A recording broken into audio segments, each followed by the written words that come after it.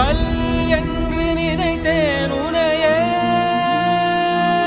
நீ யார் என்று சொன்னாய் மனமே தான் நீயா, எதில் நீ இருந்தாய்